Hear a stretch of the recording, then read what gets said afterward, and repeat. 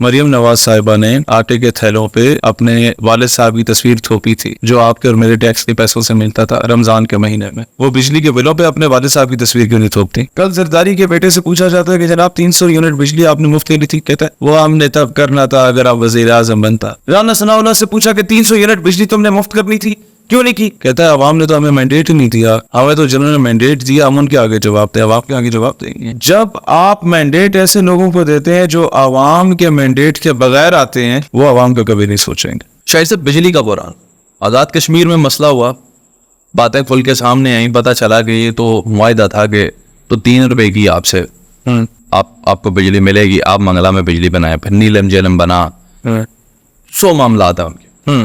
سستی بجلی ان تک پہنچتی تھی، ان کے آگے حکمران یا ان کی گورنمنٹ جو ہے ان کو مہنگی بجلی دیتے تھے.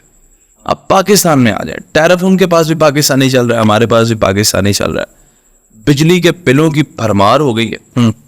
یعنی ایک ایوریج بندہ جو گھر کے اندر 3 4 5 پنکھے چلاتا ہے، وہ 50-60 ہزار بل پہ آ گیا. وہ مسئلے پڑ گئے، لوگوں کو کھانے کے مسئلے پڑ گئے.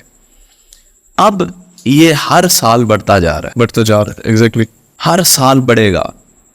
اس کا کوئی حل ہے پاکستان حکومت کے پاس، یا یہ ہم نے آخرکار سب نے سولر پہ ہی جانا ہے یا بتی گل کرنی ہے، ایک زمانہ قدیم میں جانا ہے؟ اس کے علاوہ مجھے تو نظر نہیں آ رہا. میں ابھی رونے لگ جاؤں کہ جی IPPs کو ختم کریں، انڈیپینڈنٹ پاور پروڈیوسرز کو یہ کریں وہ کریں، جو کہ حل ہے وہی، لیکن ایک آسان سا حل ہی ہے.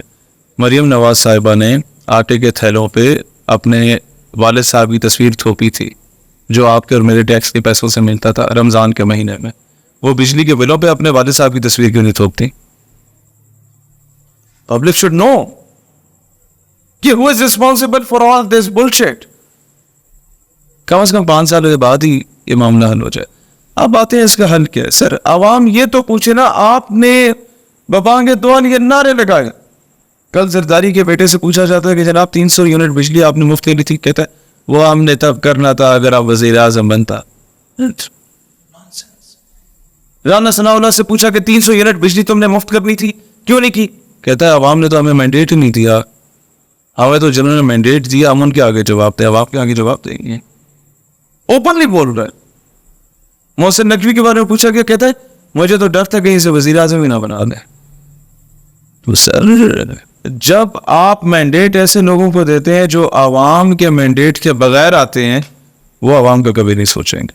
عوام کو عالم بغاوت ان کے اگینسٹ بلند کرنا پڑے گا، کھڑا ہونا پڑے گا، سڑکوں پہ نکلنا پڑے گا، پرامن احتجاج کرنا پڑے گا. اس کے علاوہ کوئی چارہ نہیں ہے. The more you would pressurize the state, the more you would pressurize the government, the more you would get relief. بیٹھے رہو گے تو پھر وہی حال ہوگا. وہ ایک بڑی اچھی مثال تھی. بادشاہ نے کہا کہ یار عوام پہ ٹیکس لگاؤ 1 روپے کا. ٹھیک ہے لگا دیا. بادشاہ نے پوچھا عوام رو رہی ہے کہ نہیں رو رہی تھی. 2 روپے کر دو. رو رہی ہے کہ نہیں؟ مشیر کہتا نہیں رو رہی. 10 روپے کر دو. 20 روپے 30 روپے نہیں رو رہی.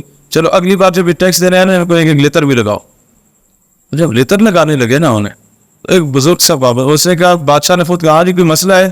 ایک بابا اٹھے تو بزرگ نہیں، شکر الحمدللہ میری عوام میں کوئی تو غیرت مند ہے، لیکن مجھے افسوس یہ کہ وہ بابا ہی ہے، ایک نوجوان کوئی غیرت مند. بابا جی دسو کی مسئلہ ہے؟ کہتے یار ہمیں بڑی دیر سے، ہم بدے بہت زیادہ ہیں، لیتر کھانے والے اور لیتر مارنے والے بہت کم ہیں. کوشش کریں کہ اپنا عملہ بڑھا دے تاکہ ہم جلدی جلدی لیتر کھا کے فارغ ہو جائے. ہماری قوم کا یہ مسئلہ ہے سر.